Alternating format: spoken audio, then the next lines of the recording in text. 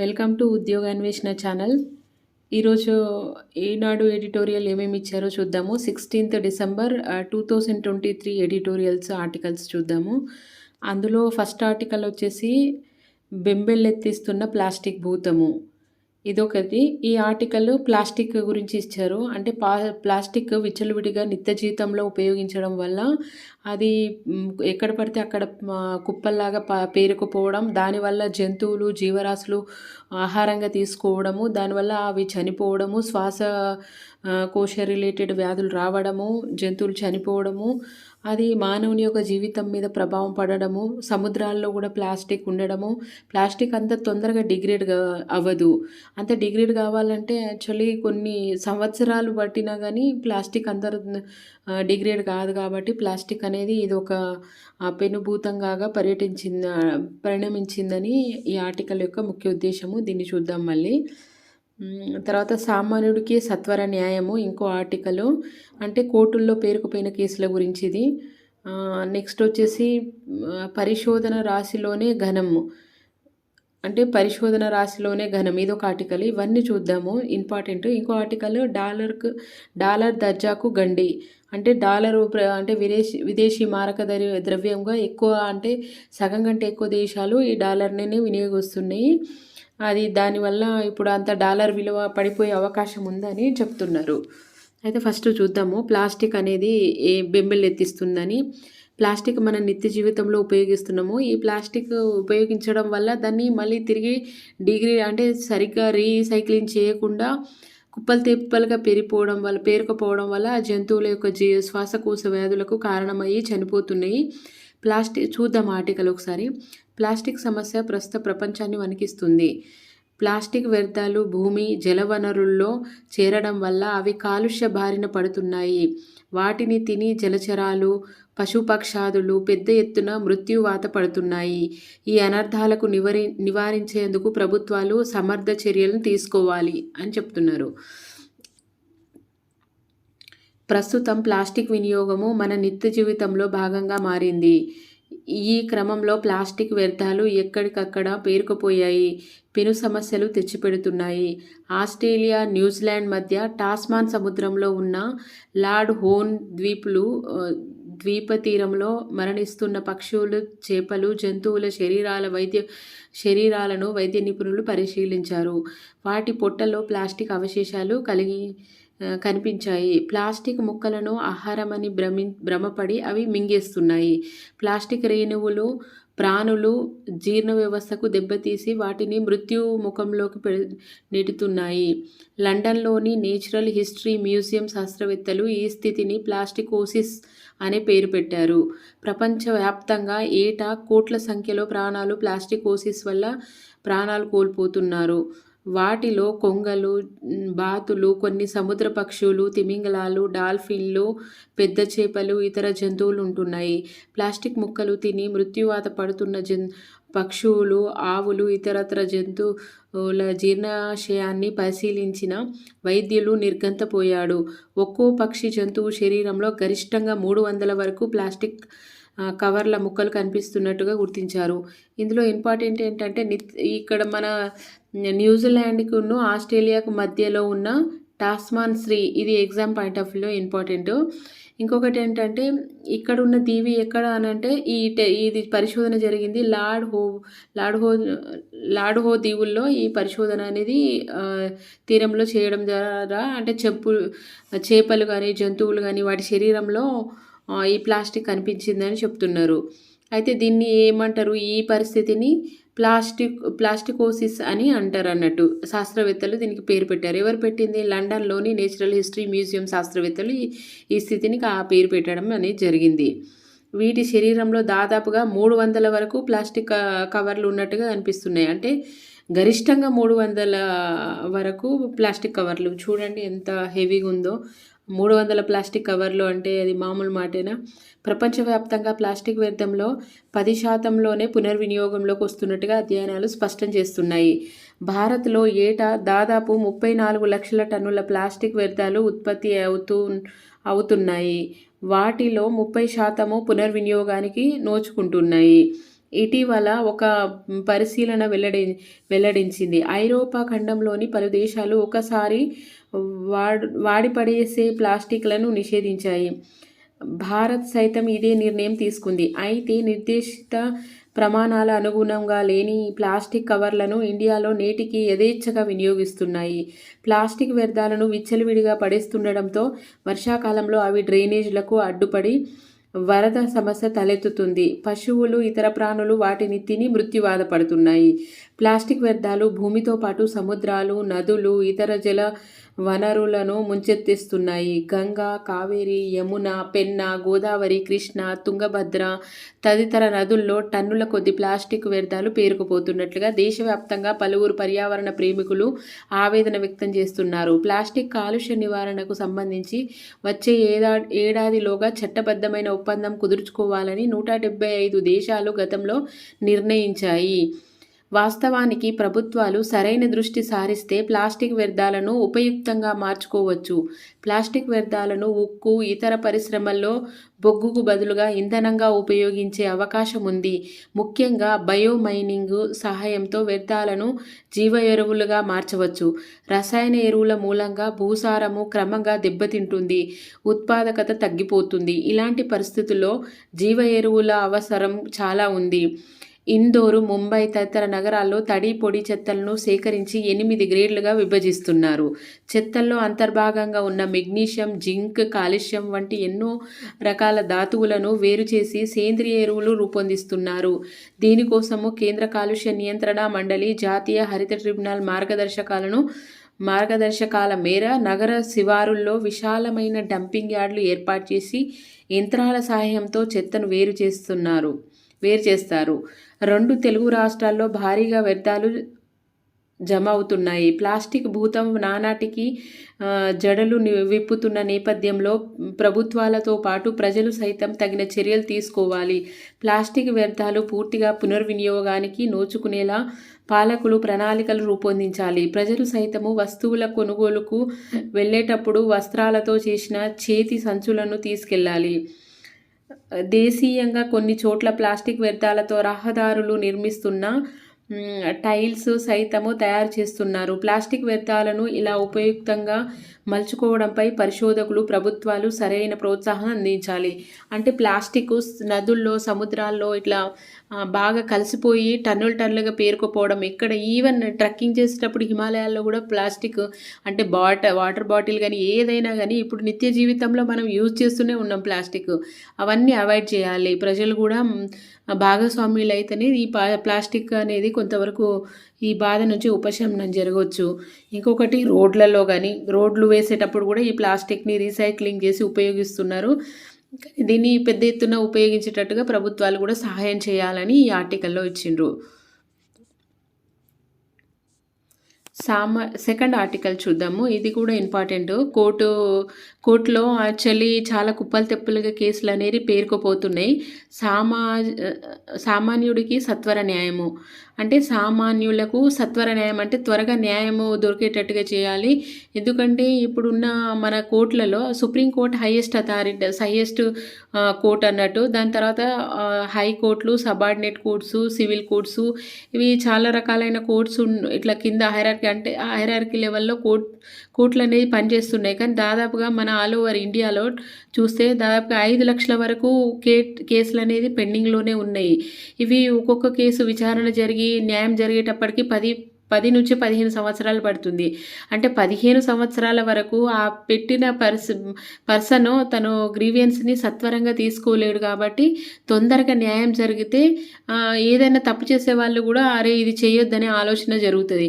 అయితే రీసెంట్గా మన supreme court chief justice of India అంటే వాయిదాల మీద వాయిదాలు వేస్తున్నారు కదా, ఏదైనా ఎసెన్షియల్ అయితే తప్ప వాయిదాలు కోరొద్దు అనే విషయాన్ని దాని మీద కూడా ఆవేదన వ్యక్తం చేసినట్టుగా ఈ ఆర్టికల్లో ఇచ్చిండ్రు. చూద్దాం ఒకసారి. దేశీయంగా కోర్టులో పెండింగ్ కేసులు పెరుగుతున్నాయి. ఫలితంగా న్యాయార్థులకు తీవ్ర నష్టం వాటిల్లుతుంది. భారత్లోని చాలా జైళ్లు పరిమితికి మించిన ఖైదీలతో కిక్కిరిసిపోయాయని తాజాగా కేంద్ర హోంశాఖ వెల్లడించింది. ఇలా విచారణ ఖైదీల సంఖ్య పూరుకుపోవడానికి, త్వరితగతిన కేసుల పరిష్కారానికి నోచుకోపోవడమే కారణంగా తెలుస్తుంది. అయితే జైల్లో మగ్గే వాళ్ళకి త్వరగా ఈ 10, 15 సంవత్సరాలు అంటే న్యాయము జడ్జిమెంట్‌కి రావడం, కేసులో జడ్జిమెంట్‌కి రావడం వల్ల వాళ్ళు అన్ని సంవత్సరాలు జైల్లోనే మగ్గిపోవడం, జైల్లో గూడా జనాభా పెరిగిపోవడం ఇవన్నీ జరుగుతున్నాయి కాబట్టి దాన్ని సత్వర న్యాయం చేస్తే బావుంటది అనేది ఒకటి. సకాలంలో న్యాయం జరగకపోతే ఇక ఎన్నటికీ న్యాయం దక్కనట్లే. అందుకే కోర్టుల్లో కేసులను సత్వరం పరిష్కరించాలి. భారత రాజ్యాంగంలో 21వ అధికరణ పౌరులకు జీవించే హక్కును, స్వేచ్ఛను ప్రసాదిస్తుంది. ఈ ప్రాథమిక హక్కుల్లోనే సత్వర న్యాయము భాగమైన భారతీయుల్లో అత్యధిక ప్రజానీకానికి అది అందడం లేదు. నేడు వివిధ కోర్టుల్లో సుమారుగా 5 కోట్ల కేసులు అపరిష్కృతంగా మూలుగుతున్నాయి. ఒక్కో వివాద పరిష్కారానికి సగటుగా 15 సంవత్సరాలు పడుతుంది. అమెరికాలో 1974లో తీసుకొచ్చిన శీఘ్ర విచారణ చట్టము వంటిది ఇండియాలో నేటికి ఆచరణలో లేదు. అంటే 5 కోట్ల కేసుల వరకు 5 లక్షలు కాదు, 5 కోట్ల కేసుల వరకు ఇంకా అపరిష్కృతంగానే ఉన్నాయి. ఇంకొకటి ఏంటంటే ఇది article 21 right to person life and Liberty అనే దానికి రైట్ టు లీవ్ అనే ఆర్టికల్ కింద ఈ జీవించే హక్కు కిందనే ఈ హక్కు కూడా ప్రాథమిక హక్కులు అంటే సత్వర న్యాయము అంతర్భాగమై ఉన్నది. అడగొచ్చు ఇది ఏ ఆర్టికల్ కిందికి వస్తుంది అని అంటే, ఏ ఆర్టికల్ సత్వర న్యాయం అనేది ఏ ఆర్టికల్ అంటే మన టక్కన గుర్తు రాకపోవచ్చు. ఇది ఎందుకంటే జీవించే హక్కులు ఆర్టికల్ అధికరణ 21 కిందికి వస్తుంది. అయితే విపరీతంగా వాయిదాలు ఇవ్వడం ఇంకొకటి. విచారణ ముగింపు నిర్దిష్ట కాలపరిమితిలో భారతీయ పౌర నేర శిక్షణ స్మృతులు నిర్దేశించడం లేదు. మేనకా గాంధీ కేసు నేర న్యాయ నిర్వహణకు చక్కదిద్దడానికి కొంతవరకు తోడ్పడింది. అంతులే కేసులో క్రిమినల్ కేసులు పరిష్కారానికి మార్గదర్శక నియమావళి నిర్దేశించిన కాలపరిమితులను మాత్రం విధించలేదు. కేసుల విచారణకు పూర్తి చేయడానికి తప్పనిసరి కాలపరిమితులను విధించలేమని 2002లో P. Ramachandrarao versus state of Karnataka కేసులో సుప్రీంకోర్టు ధర్మాసనము స్పష్టం చేసింది. సత్వర న్యాయానికి మార్గదర్శక నియమావళితో పాటు కాల వ్యవధులను నిర్ణయించాలని లా కమిషన్లు, ప్రభుత్వ సంఘాలు సూచించిన ఫలితం లేకపోయింది. అధికారము ఉన్నవారికే, సంపన్నులకే అనుకూలంగానే వ్యవస్థలు వ్యవహరిస్తున్నాయన్న అభిప్రాయం అందరిలో నెలకొంది. పెండింగ్ కేసులో సగానికి పైగా ప్రభుత్వ దాఖలాలు చేసినవే. ఒక ప్రభుత్వ విభాగము మరొక విభాగంపై కేసులు పెడుతోంది. వాటి విచారణ ఏళ్లు సాగిన అంతిమ తీర్పు వెలువడకపోవడము పరిపాటిగా మారింది. న్యాయవాదులు కేసును సత్వరంగా తెమల్చకుండా సుదీర్ఘ వాయిదాలను ప్రాధాన్యమివ్వడము శీఘ్ర న్యాయాన్ని అడ్డుపడుతుంది. క్లయింట్ దూరపు బంధువు మరణించారనో, కుటుంబంలో ఏదో వేడుక జరుగుతుందనో చెప్పి విచారణ వాయిదా వేయించడం సర్వసాధారణమైపోయింది. దీనివల్ల పెండింగ్ కేసులు పేరుకుపోతున్నాయి. న్యాయమూర్తులు ఖర్చు తడిసి మోపెడైపోతుంది. న్యాయార్థులకు ఖర్చు తడిసి మోపెడైపోతుంది. వ్యయాన్ని తట్టుకోగల స్తోమత ఉన్న వారికే న్యాయం దక్కుతుంది. న్యాయవాదులు లెక్కలేనన్ని కేసులు తీసుకోవడం వల్ల దేనిలోనూ శీఘ్ర న్యాయము సాధించలేకపోతున్నారు. తమ కోర్టు వాయిదాలకు నెలవుగా మారకూడదని సుప్రీంకోర్టు ప్రధాన న్యాయమూర్తి జస్టిస్ డి.వై. చంద్రచూడ్ గత నెలలో వ్యాఖ్యానించారు. న్యాయవాదుల విజ్ఞప్తి మేరకు అత్యవసర విచారణ జాబితాలో చేర్చిన కేసుల్లోనూ వాయిదాలు కోరడంపై ఆయన విస్మయం వ్యక్తం చేశారు. ఎంతో అవసరమైతే తప్ప విచారణ వాయిదాను కోరకూడదని జస్టిస్ డి.వై. చంద్రచూడ్ సూచించారు. చూసారా, అంటే వాయిదాలు తీసుకోవడము సగటు ఇప్పుడు న్యాయార్థులు ఉన్నారు, వాళ్ళకు డబ్బులు లేవు, పేదవాళ్ళు ఉన్నారు అనుకోండి, ఇలా వాయిదాలు అడగడం వల్ల వాళ్ళ దగ్గర కూడా అఫర్ట్ చేయలేరు అట్లా. సో సంపన్నులకే న్యాయం దక్కుతుందనే ఒక అనే ఒక విధానము ఏర్పడుతుంది అని చెప్తున్నారు. ఇంకా అంటే ఇప్పుడు ట్రయల్లో ఉన్న కోర్టు కేసులకు కూడా వాయిదాలు అడగకూడదు. అట్లాంటి అడగడం వల్ల కూడా న్యాయం తొందరగా జరగకపోవచ్చు. ఫంక్షన్లు ఉన్నాయని, పెళ్ళిళ్ళు ఉన్నాయని కేసులు వాయిదా వేయడం వల్ల. ఇంకొకటి అదే కాకుండా కాకుండా లాయర్లు, ఇప్పుడు అడ్వకేట్లు, లాయర్ కాదు సారీ, లాయర్కును అడ్వకేట్కి చాలా తేడా ఉంటుంది. లాయర్ అంటేనేమో ఏవైనా ప్రైవేటు బయట ప్రాక్టీస్ చేసే వాటిని లాయర్ అంటారు. అడ్వకేట్ అంటే కోర్టులో బార్ కౌన్సిలింగ్ మెంబర్గా ఉన్న వాళ్ళను అడ్వకేట్ అంటారు. కోర్టులలో ప్రాక్టీస్ చేసే వాళ్ళు అడ్వకేట్లు విపరీతమైన కేసులు తీసుకోవడం వల్ల దానివల్ల ఏ కేసును న్యాయం చేయలేరు. సో, అంటే న్యాయం చేయలేరు ఇన్ ద సెన్స్ ఇంత టైంలో తొందరగా న్యాయం చేయడానికి, తొందరగా జడ్జిమెంట్ రావడానికి కొంత డిలే కావచ్చు అని చెప్తున్నారు. ఈ ఆర్టికల్ యొక్క ప్రధాన ఉద్దేశము. ప్రత్యామ్నాయ పరిష్కార ఏర్పాట్లు. కేసుల పురోగతిపైన నిఘా వేసి ఆలస్యాన్ని సరిదిద్ది సకాలంలో విచారణ పూర్తయ్యేలాగా చూడడానికి బ్రిటన్ ప్రత్యేక అధికారులను నియమించింది. అటువంటి విధానాన్ని భారతదేశము పరిశీలించాలి. విచారణ కోసం ఎదురుచూస్తూ ఏళ్ల తరబడి జైల్లో మగ్గిపోతున్న ఖైదీలకు న్యాయం జరగాలంటే మన పాలన, న్యాయ వ్యవస్థ తక్షణం మేల్కోవాలి. ఆర్థిక, డిజిటల్ నేరాలు పెరిగిపోతున్న ఈ కాలంలో శీఘ్ర న్యాయం ఎంతో అవసరము. 2047 కల్లా అభివృద్ధి చెందిన దేశాల్లో ఆవిర్భవించాలనే భారత్ కల నిజం కావాలంటే సుస్థిర, సమర్థ న్యాయ వ్యవస్థను తప్పనిసరి. ఈ లక్ష్య సాధనలో న్యాయమూర్తులతో పాటు న్యాయవాదులు పాలుపంచుకోవాలి. పెండింగ్ కేసులు త్వరితగతినే పరిష్కారానికి నోచుకోవడానికి న్యాయవాదులు తమ వంతుగా తోడ్పాటు అందించాల్సిన అవసరం ఉంది.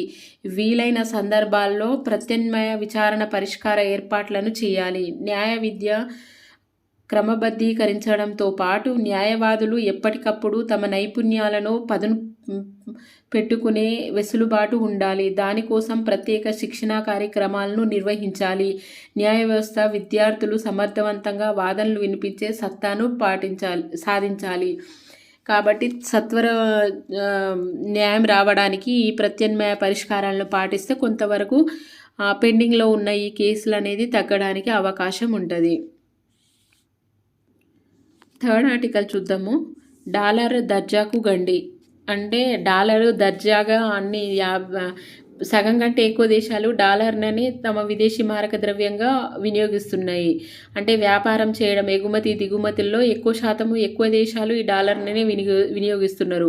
కాకపోతే మునుముందు ఈ డాలర్ ప్లేస్ని యూరో కానీ, యోన్ కానీ, చైనా వాళ్ళది యువాన్ కానీ కరెన్సీ రీప్లేస్ అయ్యే అవకాశం ఉందా, లేకపోతే బ్రిక్ దేశాలది కరెన్సీ ఏమన్నా రీప్లేస్ అయ్యే అవకాశం ఉందా అనేది ఈ ఆర్టికల్ చూద్దాము. అంతర్జాతీయ ద్రవ్య వ్యవస్థలో వాణిజ్యంలో అమెరికా డాలర్ పాత్ర ఎంతో కీలకము. ప్రపంచ వ్యాపార లావాదేవీలు సగానికి పైగా డాలర్లోనే జరుగుతున్నాయి. ఈ దేశాలన్నీ తమ విదేశీ మారక ద్రవ్య నిల్వల్ని ఈ కరెన్సీలోనే ఉంచుతాయి.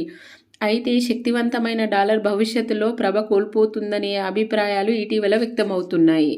అంటే దాని యొక్క ప్రభావం కొంచెం కోల్పోవచ్చు అనే భావన కొన్ని దేశాల్లో వ్యక్తమవుతుంది అని చెప్తున్నారు. అంతర్జాతీయ ఆర్థిక వ్యవస్థలో అమెరికా డాలర్ హవా చాలా కాలం కొనసాగుతుంది. ప్రపంచ దేశాల విదేశీ మారక ద్రవ్య నిల్వల్లో అమెరికా డాలర్ వాటా 60%. అమెరికా డాలర్ వాటా వచ్చేసి 60% ఇది ప్రపంచ దేశంలో చూస్తే. తరువాతి స్థానంలో యూరో వచ్చేసి ఎంత అంటే 20% ఉంది. తర్వాత జపాన్లోని యాన్ అనేది 5.5% ఉంది. తర్వాత బ్రిటిష్ పౌండ్ అనేది 5%. ఇవి క్రమబద్ధీకరణ అంటే చూడాలి సీక్వెన్స్ ఆర్డర్లో.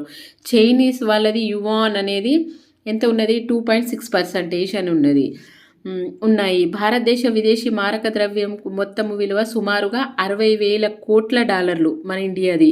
ఎన్ని కోట్ల డాలర్లు ఇండియా, ఇది ఇంపార్టెంట్. అంటే మన విదేశీ మారక ద్రవ్యాలు ఎంత ఉన్నాయి అనేది. ఇందులో 88% అమెరికా కరెన్సీ రూపంలోనే ఉంది. అగ్రరాజ్యం ప్రపంచంలోనే అత్యంత బలమైన ఆర్థిక, సైనిక శక్తి కావడం వల్లనే కరెన్సీని అంతటి ప్రాముఖ్యత. ఏ దేశ ఆర్థిక శక్తికైనా స్థూల దేశీయోత్పత్తి అంటే జీడిపిలోనే కొలుస్తారు. 26.5 లక్షల కోట్ల డాలర్ల జీడిపితో ఇది ఇంపార్టెంట్. అంటే ఎంత, 26.5 లక్షల కోట్ల డాలర్తో అమెరికా ఈ జీడిపితోని తిరుగులేని ఆర్థిక శక్తిగా వెలుగొందుతుంది. 17.78. తర్వాత ఎవరున్నది ఈ జీడిపితోని? చైనా 2వ స్థానంలో ఉంది. తర్వాతి స్థానంలో జీడిపి సుమారుగా 4 లక్షల కోట్ల డాలర్లు. అంటే మన ఇండియా అన్నట్టు. ఇండియా జీడిపి 4 లక్షల కోట్ల డాలర్తోని ఒక్క అమెరికే కోట్ల డాలర్ ఒక్క అమెరికానే కాదు, జింబాబ్వే, జింబాబ్వే, ఈక్వెడార్ వంటి మరో 10కి పైగా దేశాలకు అధికార కరెన్సీయే. అయితే ఇది రాబోయే కాలంలో ప్రభావము కోల్పోనుందన్న అభిప్రాయాలు కొంతకాలము వ్యక్తమవుతున్నాయి. నిజంగానే అలా జరుగుతుందా? అందుకు దారి తీసే పరిస్థితులేమిటి? డాలర్ స్థానాన్ని ఏ కరెన్సీ భర్తీ చేస్తుంది? ఇవన్నీ ఆసక్తి కలిగించే విషయాలే. అంటే డాలర్ అనేది మ్యాక్సిమం సగం కంటే ఎక్కువ దేశాల్లో డాలర్ వినియోగిస్తున్నప్పుడు ఆ ప్లేస్ని ఏ దేశం అనేది, అంటే గత కొన్ని సంవత్సరాలుగా డాలర్ని వినియోగిస్తున్నాయి చాలా దేశాలు. మరి ఆ ప్లేస్లో ఏ దేశం యొక్క కరెన్సీ వస్తుంది ఏంటి అని ఇట్లా ఈ అనుమానాలన్నీ గత కొన్ని రోజులుగా కలుగుతున్నాయి. దానికి చూద్దాము. గల్ఫ్ దేశాలతో ఒప్పందము. రెండో ప్రపంచ యుద్ధం ముగిసే సమయానికి ఐరోపా దేశాల ఆర్థిక వ్యవస్థ పతనము అందుకు చేరాయి. అక్కడి కర్మాగారాలు, వంతెనలు, రహదారులు పూర్తిగా దెబ్బతిన్నాయి. ఆసియా, ఆఫ్రికా ఖండాల్లోంచి వాటి వలస దేశాలు స్వాతంత్రం కోసము తీవ్రస్థాయి పోరాటం సాగించింది. ఆ క్రమంలో బ్రిటన్, మిగిలిన ఐరోపా దేశాలు ప్రభావం కోల్పోయాయి. యుద్ధంలో తక్కువ నష్టంతో బయటపడ్డ అమెరికా దాని కరెన్సీ ప్రపంచవ్యాప్తంగా ప్రముఖ స్థానాల్లోకి వచ్చాయి. దాంతో 1944లో ఐక్యరాజ్య సమితి ఆధ్వర్యాన 44 ఐరోపా దేశాలు కీలక సమావేశం నిర్వహించాయి. అమెరికా డాలర్ను ప్రపంచ కరెన్సీ గుర్తించడంతో పాటు మిగిలిన దేశాల కరెన్సీలను డాలర్లతో పోల్చి వాటి విలువ కట్టాలని నిర్ణయించాయి. అప్పటి నుంచి అన్ని దేశాలు డాలర్లను నిల్వ చేయడం ప్రారంభించాయి. భారత్ సహా అనేక దేశాలు తమ కరెన్సీ విలువలను డిమాండ్, సరఫరా, సూత్రీకరణ ఆధారంగా ఫ్లోటింగ్ ఎక్స్చేంజ్ పద్ధతిలో నిర్ణయించే విధానాన్ని అవలంబించాయి. ఈ క్రమంలో అమెరికా చమురు నిల్వలు అధికంగా ఉన్న సౌదీ అరేబియా వంటి గల్ఫ్ దేశాల్లో కీలక ఒప్పందం కుదుర్చుకున్నాయి. గల్ఫ్ దేశాల చమురు కోసము ఇతర దేశాల డాలర్ల చెల్లింపులు జరిపితే ఆ మొత్తాన్ని అమెరికా బ్యాంకుల్లో నిల్వ చేయాలి. ప్రతిఫలంగా అగ్రరాజ్యం వాటిని అన్ని రకాల సదుపాయాలు అందించాలని ఆ ఒప్పందం సారాంశము. దానివల్ల డాలర్ మరింతగా బలపడింది. ఏదైనా మారక ద్రవ్యం కావాలంటే మళ్ళీ అమెరికా డాలర్లోనే. గల్ఫ్ నుండి మనం పెట్రోల్ తీసుకున్నా ఏం తీసుకున్నా అది ఫ్లోటింగ్ ఎక్స్చేంజ్ పద్ధతి ద్వారా అమెరికా వాళ్ళే మళ్ళీ తిరిగి దీన్ని డాలర్ రూపంలోకి, దానివల్ల డాలర్ ఎక్కువ బలపడింది అని అంటున్నారు. ఆర్థిక పరంగా సైనిక శక్తిలో తిరుగులేని స్థానాల్ని చేరుకున్న అమెరికా తనకు గిట్టని దేశాలకు వేధించడం కోసము, శత్రు దేశాలపై విజయం సాధించడం కోసము ఆర్థిక ఆంక్షలు అనే ఆయుధాన్ని ప్రయోగించడం మొదలుపెట్టింది. కొన్ని దేశాలపై స్వయంగా మరికొన్నింటిపై మిత్ర దేశాలతో కలిసి మరికొన్నిసార్లు ఐరాస ద్వారా ఆంక్షలను అమలు చేస్తుంది. అంటే కొన్ని డైరెక్ట్గా, కొన్ని మిత్ర దేశాలతో కలిపి ఐరాసాలో కొన్ని ఆంక్షలు పెడుతుంది. ముఖ్యంగా అటువంటి దేశాలతో వాణిజ్యాన్ని నిషేధించి వాటికి డాలర్ నిల్వలను వాడుకోవడానికి వీలు లేకుండా స్తంభింపజేస్తుంది. దానివల్ల వాళ్ళ దేశం యొక్క జీడిపి పడిపోవడానికి అవకాశం ఉంటుంది అట్లా స్తంభింపు చేయడం వల్ల. 2023 నాటికి క్యూబా, ఇరాన్, లిబియా, సిరియా, ఉత్తర కొరియా, రష్యా సహా మొత్తం 26 దేశాలపై ఇటువంటి ఆర్థిక ఆంక్షలు కొనసాగుతున్నాయి. వీటిలో కొన్ని మానవ హక్కుల విఘాతానికి దారితీస్తున్నాయి. యుక్రెయిన్ యుద్ధము రష్యా పైన విధించిన ఆంక్షలు అనేక దేశాలకు ఇబ్బంది తెచ్చిపెట్టాయి. అది కాక అమెరికా ఆర్థిక స్థితి నిరాశాజనకంగా ఉంటుంది. అగ్రరాజ్య జీడిపి సుమారుగా 26 లక్షల కోట్ల డాలర్లు, అప్పులేమో 30 లక్షల కోట్ల డాలర్లు. అంటే 26 లక్షల కోట్ల డాలర్లేమో వాళ్ళ యొక్క జీడిపి, కానీ అందులో అప్పు వచ్చేసి 30 లక్షల కోట్ల డాలర్లు ఉన్నది. దాటి జీడిపిలో 123% ఎగబాకాయి.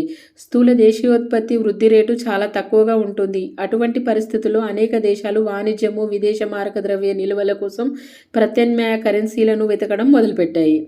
యూరో ప్రాధాన్యత ఏమున్నదో చూడు. యూరోపియన్ కంట్రీస్లో ఎక్కువగా యూరోని తీసుకుంటారు, కరెన్సీని వాడుతూ ఉంటారు. దీని ప్రాధాన్యత ఏముందో చూద్దాము. 10 ఏళ్ల క్రితము విదేశీ మారక ద్రవ్యాల్లో నిల్వల్లో డాలర్ వాటా 70%, ఇప్పుడు అది 60%కి పడిపోయింది. ఆ మేరకు యూరో, యువాన్ లాంటి కరెన్సీలు వాటా పెరుగుతూ ఉంది. ఐరోపా సమైక్య దేశాలు అంటే యూరోపియన్ యూనియన్ దేశాలు ఉమ్మడి కరెన్సీ, వాళ్ళ యొక్క కరెన్సీయే యూరో. అంతర్జాతీయ ద్రవ్య రంగంలో ప్రాధాన్యత పెరుగుతుంది. చైనాకు శక్తివంతమైన ఆర్థిక సైనిక వ్యవస్థలు ఉన్నప్పటికీ దాని ఆర్థిక వ్యవస్థల్లో పారదర్శకత తక్కువ ఉంది. కాబట్టి డాలర్ స్థానాన్ని యువాన్ ఆక్రమించే అవకాశాలు చాలా అరుదు. ఇక బ్రిక్స్ దేశాల ఉమ్మడి కరెన్సీ అంశము ఇటీవల వినిపిస్తుంది. కానీ ఆ దేశాలు ఒకే రకమైన ఒకే పరిమాణంలోని ఆర్థిక వ్యవస్థలు కావు. వాటి మధ్య ఆర్థిక లావాదేవీలు అనేక వ్యత్యాసాలు ఉన్నాయి. అందుకే భారత్ ఇతర బ్రిక్స్ దేశాలు ముందుగా తమ కరెన్సీని లావాదేవీలు చేపట్టాలన్న యోచనలో ఉన్నాయి. ఇండియా ఇప్పటికే రష్యా, యుఏఈ నుండి చమురు రూపాయల్లో కొనుగోలు చేస్తుంది. ఆసియాన్ దేశాలు సైతం తమ కరెన్సీని లావాదేవీల్ని నిర్వహించుకోవడానికి ఒక వ్యవస్థను ఏర్పాటు చేసుకుంటున్నాయి.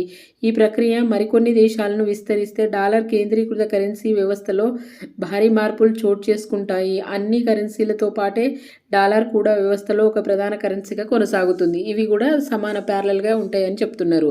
అయితే కరెన్సీ యొక్క ఈ డాలర్ యొక్క ప్రభావం కొంతవరకు కోల్పోతుందని చెప్పవచ్చు.